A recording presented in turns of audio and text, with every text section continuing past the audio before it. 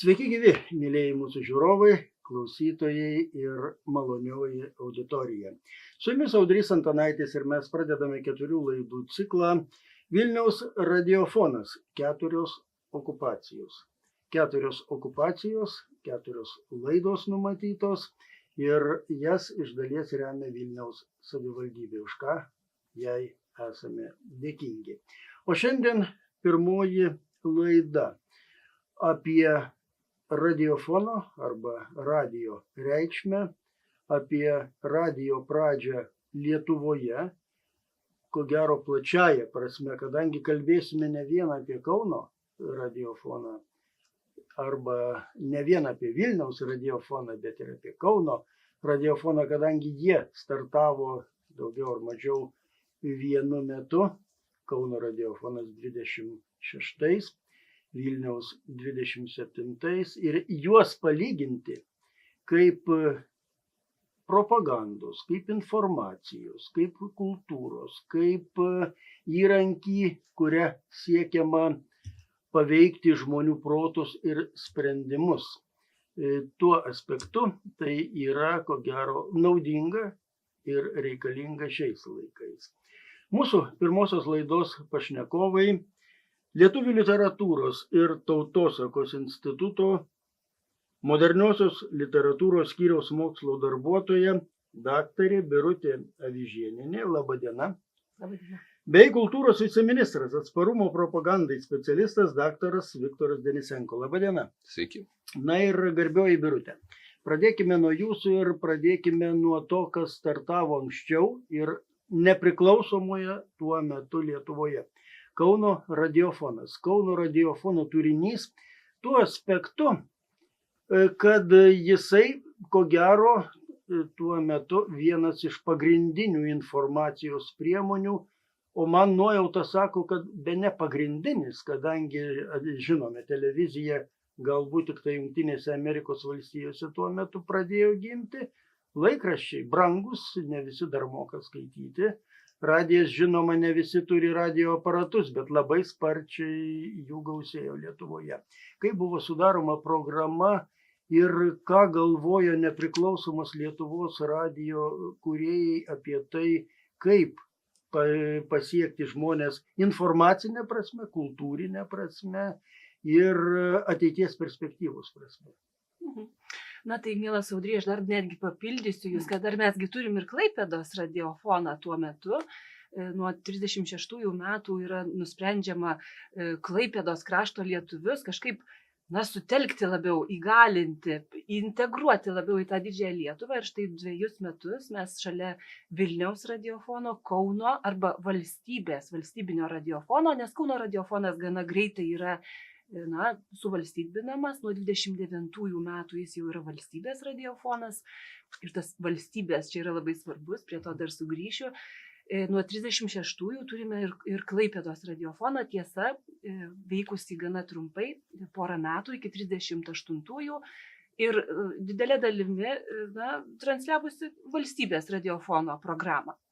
Tai kai jau 29 metais yra priimamas valstybės radiofono įstatymas, aš pacituosiu, yra nustatoma taip: radiofonas yra skiriamas mokslo, meno, informacijos ir kitoms kultūros žinioms platinti. Štai kaip yra suformuota įstatyme ir reikia ką pasakyti. Iš pat pradžių tas tinklelis buvo formuojamas gana chaotiškai. Ir transliacijos laikas buvo gana trumpas, pradedam nuo 1,5 valandos per parą, tai yra labai nedaug.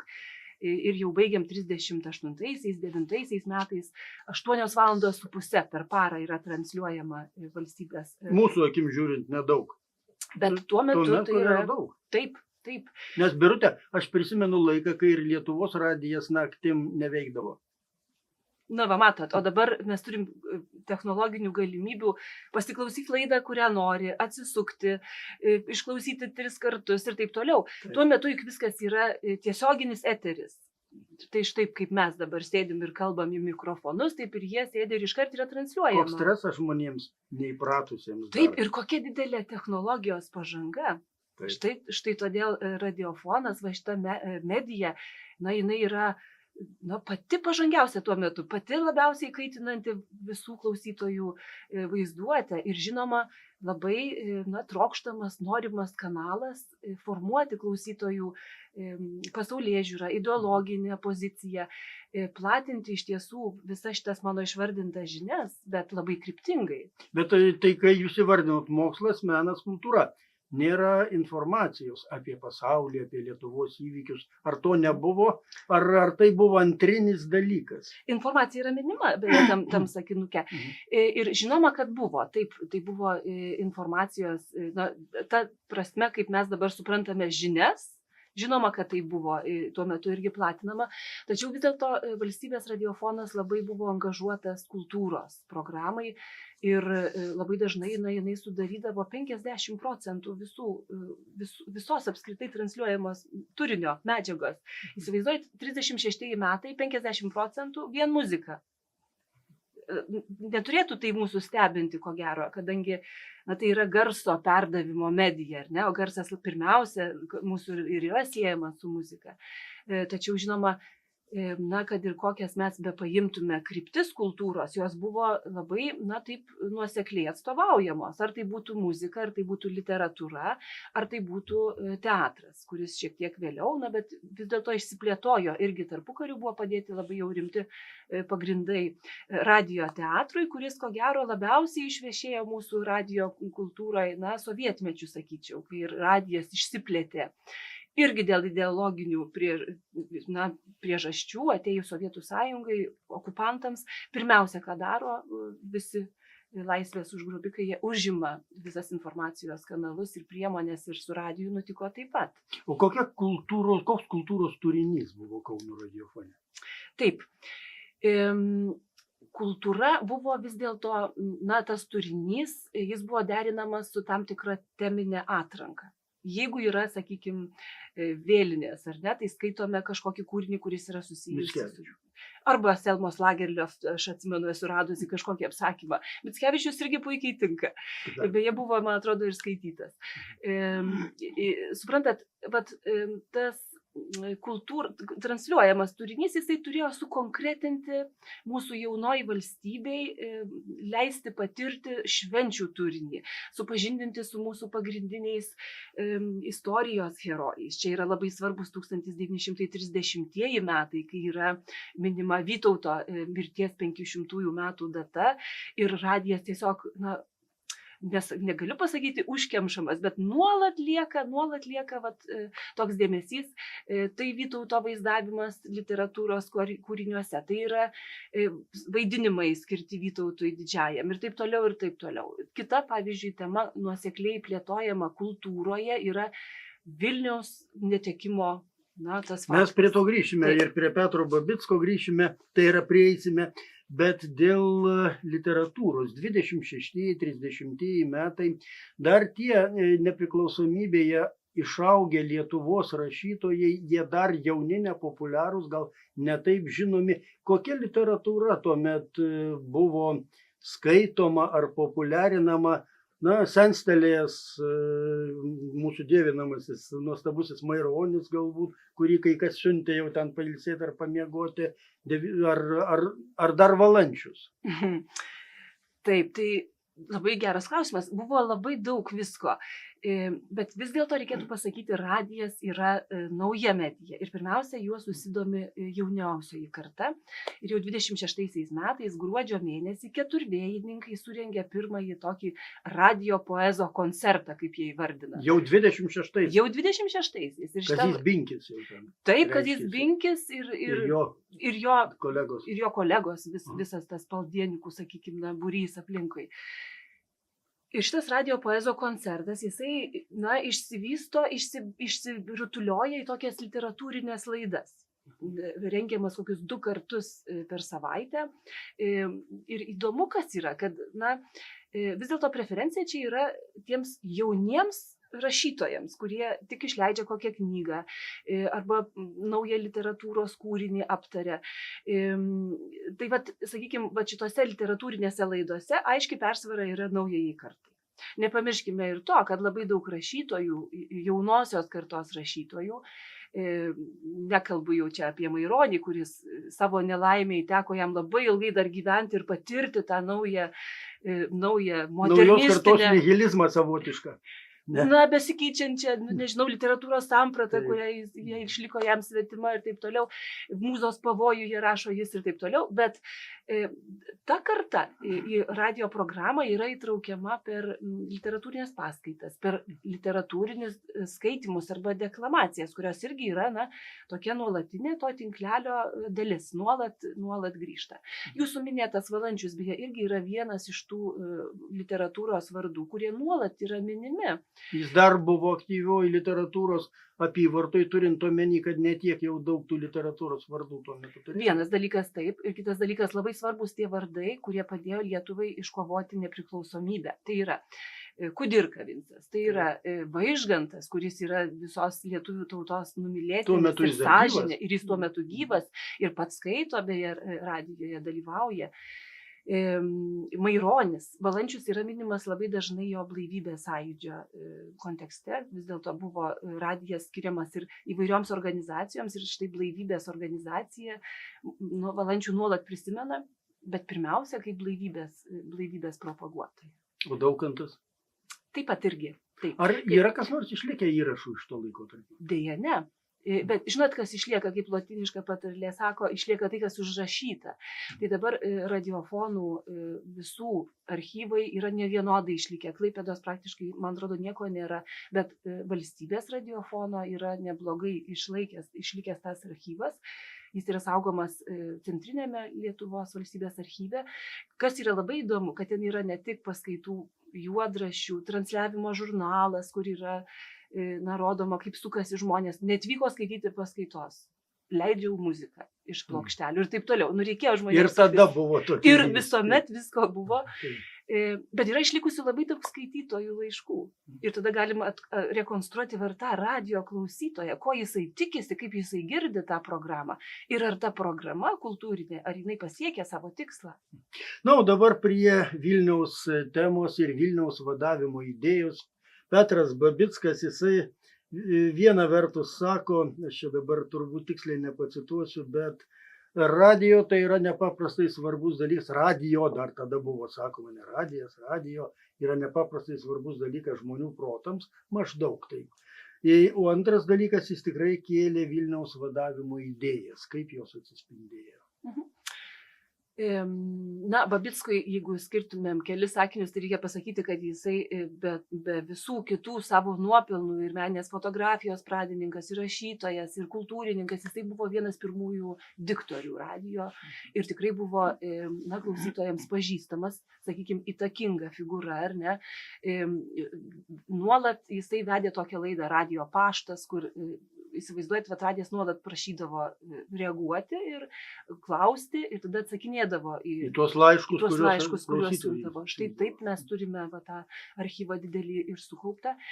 Buvo programa tiesiog skirta nuolatinė. Dabar bijau pasakyti, kokiu dažnumu jinai buvo transliuojama, bet mes be Vilniaus nenurimsim, Vilniaus vadavimo klausimas, jisai nuolat buvo keliamas toj programoj. Ir tiesą sakant, esu radusi ir tokį laišką, kur klausytojas ten kažkur nuo Trakų maždaug taip rašo. Kokia gera laida, jūsų klausant, tai galima įsivaizduoti, kad ir kieta Lenko širdis suminkštėtų, išgirdusi ir suprastų, kokia neteisybė yra padaryta tą Vilnių atėmus iš Lietuvos. Garbusis Viktorai, taigi radijas Nepriklausoma Lietuva 26 metais, beje sudėtingi labai metai, kaip mes prisimename, bet vis dėlto puikiai supranta, kas yra informacija, geroji propaganda, jeigu būtų galima taip sakyti. Ir ypač tada, kada informacinis laukas labai siauras. Tai tamstos mintys apie radiją, radijų išnaudojimą tais laikais ir vis dėlto šalia veikia Lenkų radijas, nes Vilniaus radijas buvo visos valstybės mastu veikusio Lenkų radijo padalinys. Ir jie irgi nesnaudė, savo Lenkų šaulių sąjungos istoriją pasakojo, lenkiški naratyvai ten skambėjo, kitaip tariant, susidūrė lietuviška kultūrinė ir lenkiška kultūrpolitinė, turbūt aš taip pasakyčiau, informacija ir propaganda. Radijas tuo metu pagrindinis propagandos įrankis. Na, iš tikrųjų, radijas yra naujoji medija tuo metu ir kaip bet kuri naujoji medija sulaukia didelio dėmesio, kaip čia buvo sakoma, visų pirma tarp jaunimo, bet ne vien tarp jaunimo.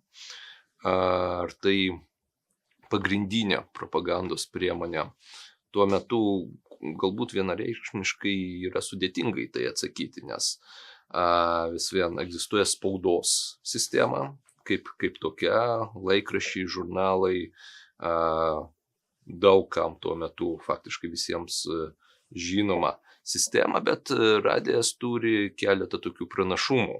Jeigu mes kalbame ne vien apie propagandą, bet bendrai apie informacijos sklaidą. Beje, kas buvo pastebėta, tarkime, ir Sovietų Rusijoje, bolševikinėje Rusijoje, kad kuo yra geras radijas, tai jis leidžia perduoti informaciją neraštingiems žmonėms. Nes, kad paskaityti laikraštį, tu turi būti raštingas, bet to jį nusipirkti, o radijas tiesiog pasakoja. Ir tai yra paprastesnis būdas perduoti tą informaciją. Vėlgi, jeigu mes kalbame apie propagandos tokius principus, tai nacių Vokietijoje radijas tikrai buvo pagrindinė tokia medija, pagrindinė propagandos priemonė ir Gebelsas labai propagavo ir buvo valstybinė programa, kuri leisdavo pigiau įsigyti radijo imtuvus. Nes buvo suprantama, kad radijas yra ta naujoji masinė medija ateinanti. Ir vėlgi Lietuva, šiuo atveju mes buvome bendro to diskurso dalis ir manau, kad iš tikrųjų egzistavo supratimas, kad tai yra dar vienas informacijos šaltinis. Ir kad iš tikrųjų, o informacinis kovos vyksta. Informacinis kovos vyko ir anksčiau, bet kurio karinio konflikto metu. Tai ir tuo metu egzistavo supratimas apie informacinės kovas. O jeigu kalbėtume apie Vilniaus radiofoną, tai artėjant antrajam pasauliniam karui, Vilniaus radiofonas ėjo iš rankų į rankas. Kai 39 metais Lietuva atgauna Vilnių, tai trumpam tampa lietuviškas, paskui sovietinis, paskui nacių, paskui jau vėl ilgam sovietinis. Ir tarp kitko ir naratyvas labai keičiasi nacijai, tai yra tokia nacistinė grinai propaganda, skatinanti tautinę rasinę neapykantą. Bolševikai skatina neapykantą žmonėms apskritai, nepriklausomai nuo rasės. Lenkai turi savo naratyvą, lietuviai trumpai ten be abejo savo. Vyksta hibridinis karas kažkoks.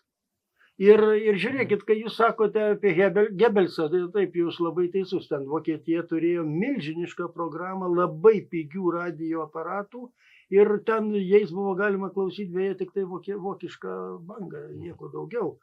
Tai nežinau kaip Lietuvoje, Birutė. Keli radijo imtuvai 26, o 36 keli šimtai, ar keli tūkstančiai, ar keliolika tūkstančių. Neturiu tos informacijos. Bet kada prasideda radijo hibridinis karas? Kodėl dar klausiu jūsų, Viktorai, dėl to, kad mes su jumis dar ko gero gyvi istorijos liudininkai, kada radijas fiziškai buvo grobiamas okupantų. Šiais laikais ko gero radijo fiziškai jau nebereikėtų užgrobinėti. Čia yra toks labai kompleksinis klausimas iš kelių dalių. Vėlgi galbūt dėl hibridinio karo apibrėžimo taip, galima būtų ne tai, kad pasiginčyti, bet moksliškai hibridinis karas yra, kai skirtingi iššūkiai sudaro tą hibridiką. Šiuo atveju galbūt paprašiau kalbėti apie informacinį karą, kaip dalį, sakykime, potencialaus hibridinio karo. Jo labiau, kad, ir pats terminas jis netoks senas. Tuo metu niekas apie hibridinį karą nekalbėjo ir, tiesą sakant, apie informacinius karus irgi nekalbėjo. Bet kaip reiškinys, ko gero, mes galime tai apibrėžti. Tai, turint omeny visą tą sudėtingą geopolitinę situaciją Europoje, ne vien Lietuvoje, bet bendrai Europoje. Kurį laikotarpį turint omeny? Tarp pirmo ir antro pasaulinio karų.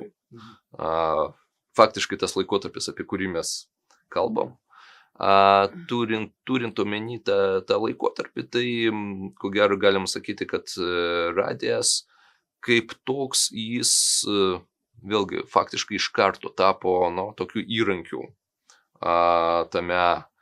toje informacinėje konfrontacijoje. Vėlgi, žinoma, galima ten prisiminti irgi, kad jeigu kažkas tai vyksta, tai žinoma, pirmiausia yra užgrobiami komunikacijos. Užgrobiamas komunikacijos, o vėliau ir tos masinės informacijos priemonės, bet vėlgi yra tokių faktų. Tarkime, jeigu neklystu, tais pačiais 26 metais Jungtinė karalystė pirmą kartą Jungtinė karalystė teko slopinti sovietinio radijo signalą, kuris per tokius neramumus Jungtinėje karalystėje darbininkų streiką bandė kurstyti faktiškai, norėjo jie pakurstyti revoliuciją. Tai čia jau kažkoks čia jau ne hibridinio karo apraiška. Ir ar sovietų bangos pasiekdavo man atrodo trumpas bangos ir Kominternas, tai yra ta sovietinė įstaiga, kuri buvo skirta faktiškai pasauliniai revoliucijai kurstyti. Jie turėjo labai stiprius imtuvus tuo metu, bet tai galima sakyti, kad radijas, taip, jis tampa tokiu, jis matomas kaip įrankis. Ką leidžia padaryti radijas, tai paskleisti masinė informacija, vėliau televizija faktiškai labiau galbūt. Televizija po antro karo. Po antro atsirado prieš antrą, bet technologiškai prieš pat antrą pasaulinį karą. Tai tik Amerikoje atrodo. Rusijoje buvo eksperimentinis transliacijos nuo 36 metų. Technologija, jos paraleliai vystėsi. Ir žiūrėkit, Viktorai, ką Birutė paminėjo, Klaipėdoje atsiranda radijas kuriais metais? 36. Lietuvos valstybės. Lietuvos valstybės, tai ten autonomija, bet vis dėlto tai yra Lietuvos valstybės teritorija. Lietuvos valstybė supranta, kad šitas informacijos ir propagandos įrankis yra reikalingas. Ir jeigu jūs paminėjot Kominterną ir Sovietų Rusiją, tai radijas tampa visą apimančio hibridinio karo dalimi. Ir žinoma, mums iš ateities labai lengva taip būti gudriais ir tuos terminus vartoti: hibridinis karas, informacinis karas, jau atrodo, jie visada buvo. Taip, tais laikais nebuvo, bet kai pasižiūrėkime, radijas nėra vienintelis. Radijas yra dalis to didžiulio karo, kuris įvairiausias formas turi, o įvairios formos ir yra hibridinio karo pavidalas. Reiškia, Lietuva 36-aisiais supranta, kad reikia taip pat savo informacinį lauką plėsti. Aš manau, kad tikrai toks supratimas buvo. Ir informacinis laukas ypač anuomet, nes šiandien mes kalbame apie internetą, apie tai, kad tas informacinis laukas iš viso yra fragmentuotas ir diversifikuotas stipriai, bet anuomet buvo, ko gero, nesudėtinga kalbėti apie tą nacionalinę informacinę erdvę. Ir egzistavo tas supratimas, kad ta informacinė erdvė yra svarbi. Tai, kad tu pasakoji žmonėms, kokias žinias perdodė, vėlgi kaip jūs orientuoja, ką formuoja, irgi kalbant ne vien apie politiką, bet apie kultūrinį lauką. Gal aš netgi papildyčiau, kad labai skiriasi klausimo praktikos. Mes dabar įsivaizduojam vienaip radiją, bet klausomas jau būdavo kitaip. Iš pat pradžių, jūs minėjot, kad iš pat pradžių yra labai brangu. Taip. Nedaug tų radio aparatų. Jie yra tokie vadinamieji detektoriniai. Tai yra, sėdi ir klausaisi su ausinėm vienas. Bet po to atsiranda lempiniai radijai, kurių jau galima klausytis troboj, sakykime, būreliui žmonių. Tai bet radijas ir jo klausimas, jis yra, labai greitai teoretikai pastebėjo jo panašumą su ta Andersono išskirta įsivaizduojama bendryje. Sakoma, kad nacionalizmui padėjo skleistis, plėtotis kas? Spauda, kuri visiems pateikė tą pačią informaciją, tuo pačiu metu tu ryte atsiskleidi laikraštį ir vienos tautos įsivaizduojama bendryje skaito tą patį. Radijasgi tą patį padarė, tik tai dar stipriau, dar greičiau, įtraukdamas tuos iš tikrųjų, kas nemoka skaityti. O Lietuvoje tokių buvo neįtikėtinai daug. 23 metų surašymo šiek tiek daugiau negu 41% lietuvių neraštingi. Šiek tiek, Kitaip tariant, radijas ir jo paplitimas formuoja, brandina lietuvių tautą, vėl renka ją iš tam tikrų gabaliukų nepriklausomybėje. Ar galima sakyti, kad 40 metais taip Lietuva netenka nepriklausomybės, bet dabar mes pripažįstame, kad tie 20 metų nepaprastai subrandino lietuvių tautą? Ar galima sakyti, kad radijo vaidmuo buvo vienas iš svarbiausių, kaip jūs, Birute, galvojate? Vienas iš svarbių, nebejotinai, taip. Svarbių, taip. Taip. Yra tokia mintis, kad štai Lietuvai prieš 1918, prieš vasario 16-osios aktą paskelbiant, Lietuva viduje jau buvo laisva. Vadinasi, jau buvo užaugęs elitas, susiformavusi kryptis, kaip tą autonomiją, ar ne, po to jau nepriklausomybę galima pasiekti. Praeina, kažkaip prasilenkia šitie du faktai. Viduje mes jau esame laisvi, mums reikia tik užtvirtinti tai, kad visi de facto mus pripažintų. Tai aš manau, kad tie 20 metų daugiau, tarpukaris, tą nepriklausomybę mums įtvirtino kaip faktą patiems savo.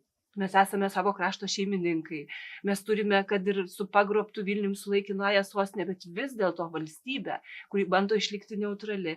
Štai visai mano netikėtai, visai kitam kontekste perskaitytas faktas. 40-ųjų metų vasara, labai dramatiška. Jau 39 rugsėjo 1 užpulta Vokietija, šiek tiek vėliau užpulta Lenkija, Vokietijos, šiek tiek po kelių ten savaičių užpuola Sovietų sąjunga, tą pačią Vokietiją, Lietuva Lenkija. Ir vėl tą pačią Lenkiją, atleiskite. Lietuva vienintelė priima pabėgėlius. Taip.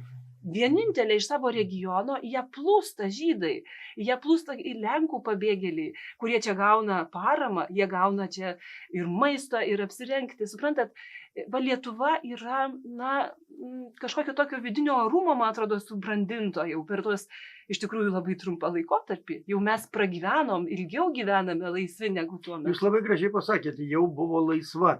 Ir beje pagalvojau, Nil novo subsolė, nieko naujo pasaulyje. Atsimenat mūsų sąjūdžio laikus, irgi iš pradžių buvo suverenitetas, o paskui ar mums reikia nepriklausomybės ar ne, ir nepriklausomybė.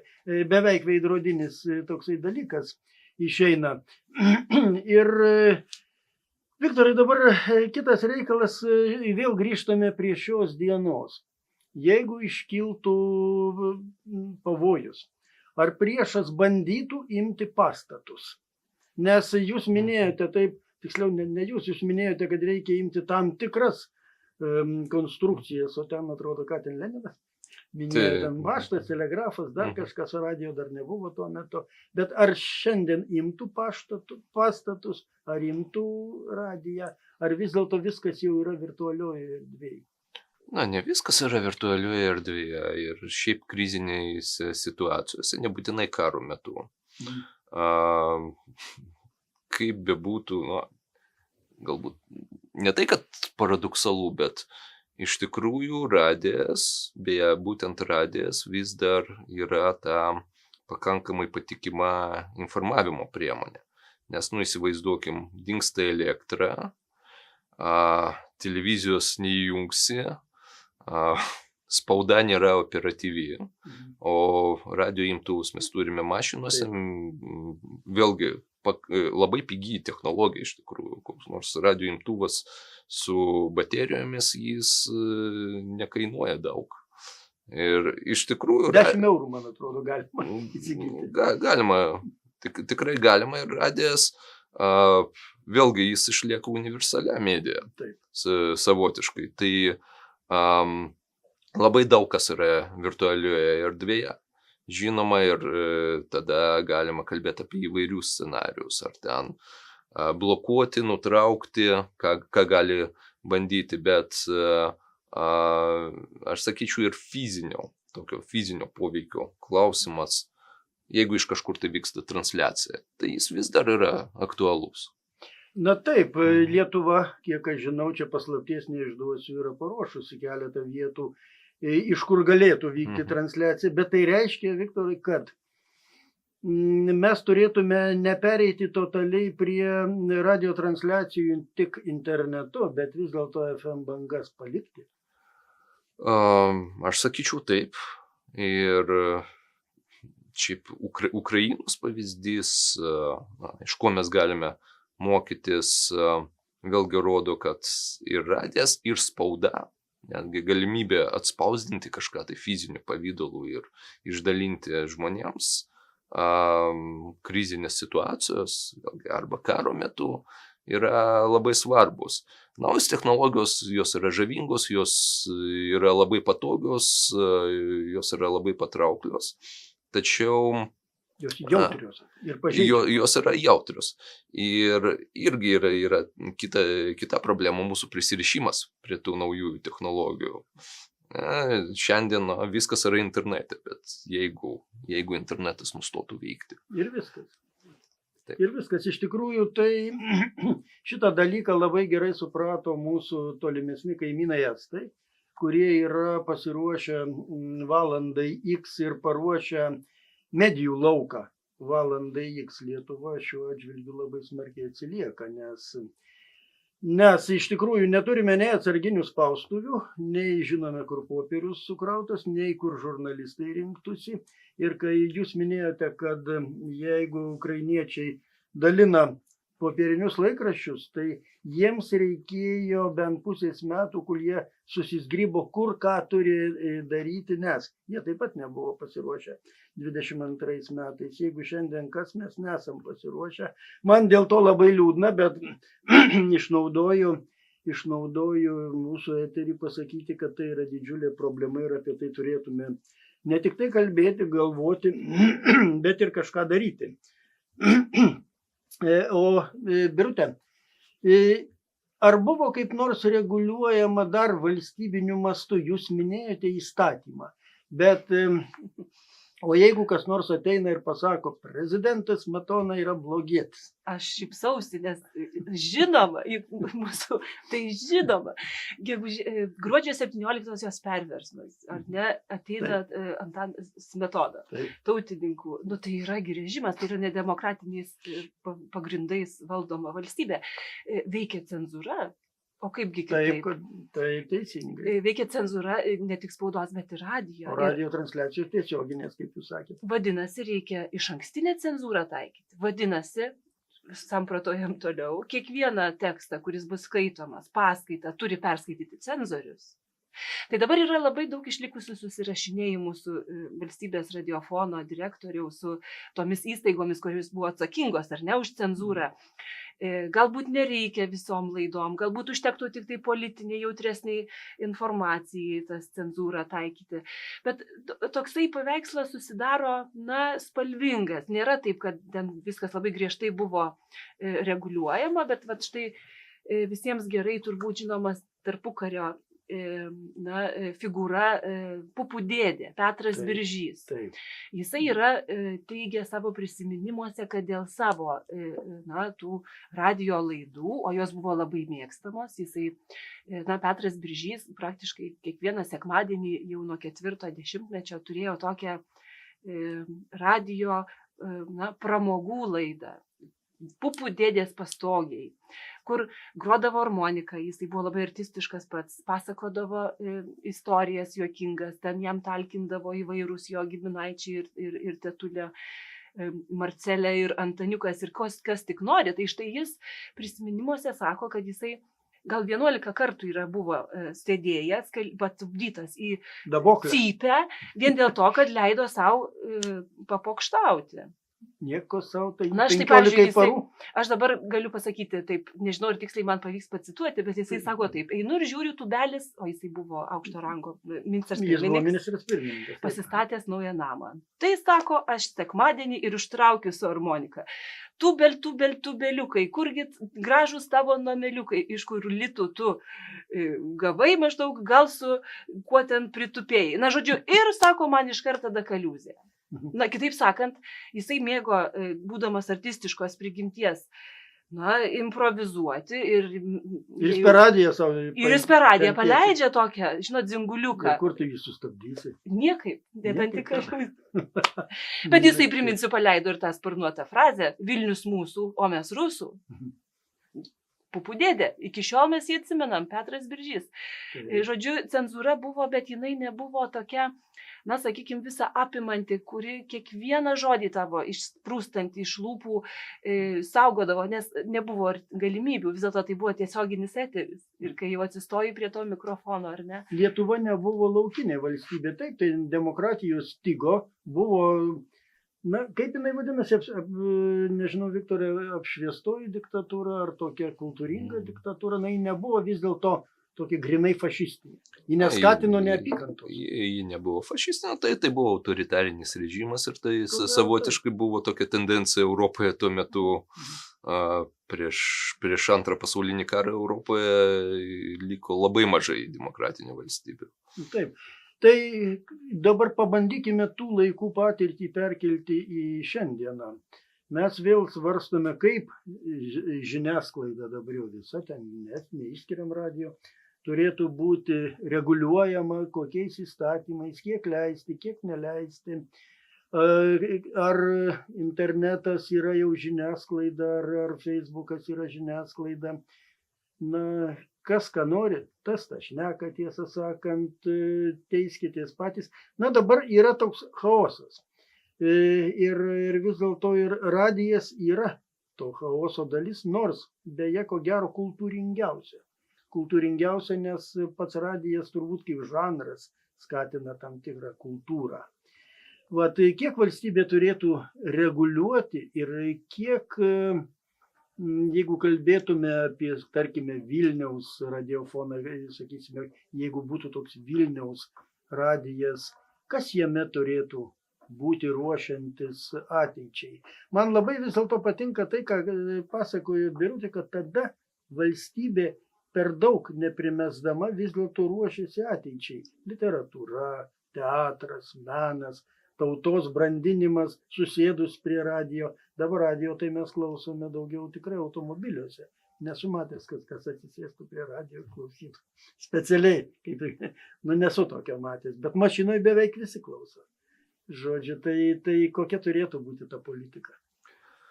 Na, mes kalbame visgi apie demokratiją. Tai demokratija, kuo mažiau valstybė kišasi, sakykime, į viešą informavimą, tuo yra geriau.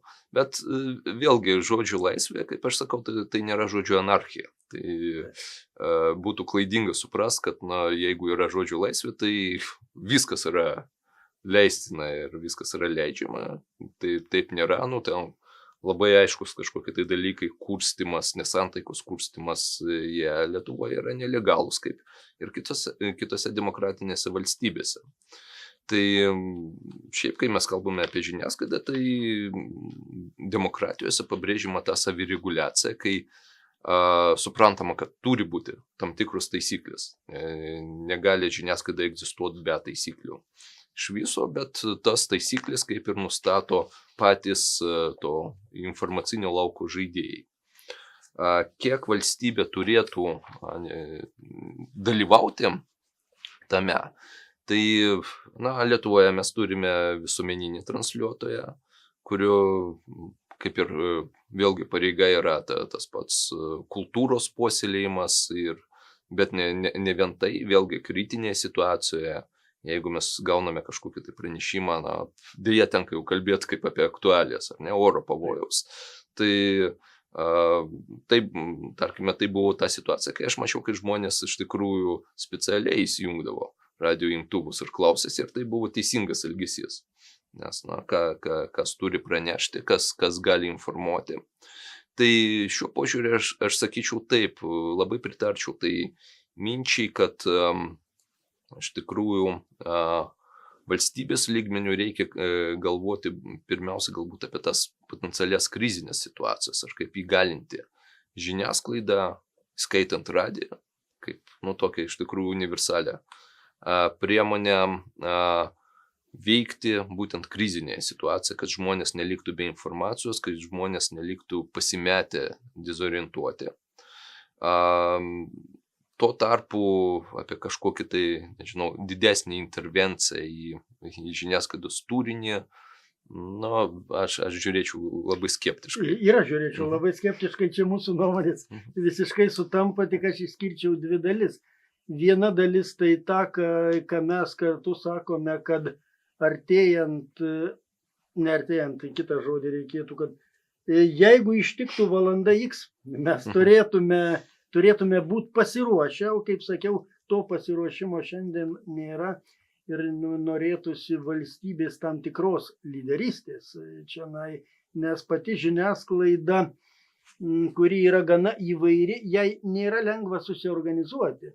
Krašto apsaugos ministerija dirba su nacionaliniu transliuotoju, vyksta stalo pratybos ir taip toliau. Nacionalinis transliuotojas yra paruoštas, bet jūs puikiai žinote, Viktorai, kad Lietuvos žiniasklaidoje yra du pasauliai - nacionalinis transliuotojas ir visa kita. Ir jie beveik ryšio neturi, išskyrus su keliais dideliais portalais ir tais pačiais žmonėmis, bet tai yra komerciniai, grinai komerciniai ryšiai. Vadinasi, visa kita žiniasklaida turėtų būti kažkaip tam ruošiama, tam reikalui, tam atveju, nesikišant į turinį.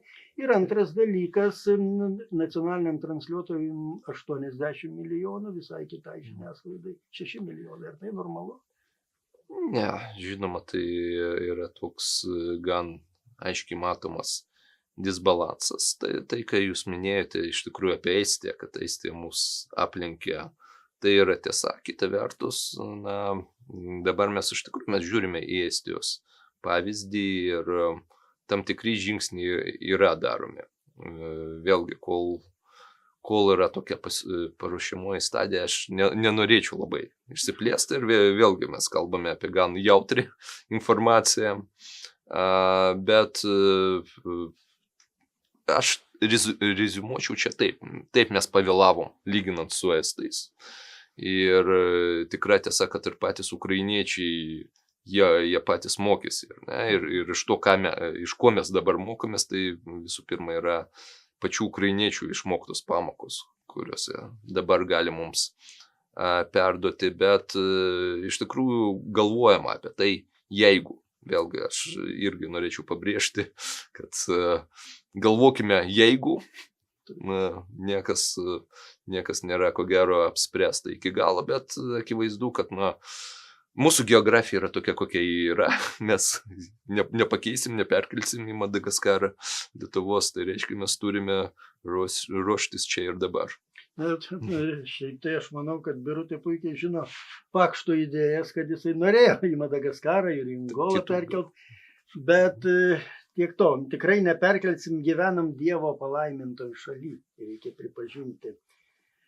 Tai man kaip radijo žmogui buvo nepaprastai įdomu su jumis kalbėti apie radiją ir apie jo istoriją, ir apie jo dabartį, ir apie jo ateitį. Ir aš tikiuosi, kad mūsų pokalbis paskatins, kad jisai gyventų ilgiau ir ne vien internete, o ir FM bangose, ir dar egzotikos dėlė ir trumposiuose bangose. Taip, kad aš dėkoju jums už pokalbį ir primenu, kad jame dalyvavo Lietuvių literatūros ir tautosakos instituto moderniosios literatūros skyriaus mokslo darbuotoja daktarė Birutė Avižienienė. Iki pasimatymo, Birutė. Ir kultūros viceministras, atsparumo propagandai specialistas daktaras Viktoras Denisenko. Iki pasimatymo. Laidą vedė Audrys Antanaitis, o ją iš dalies remia Vilniaus savivaldybė. Iki kitų laidų.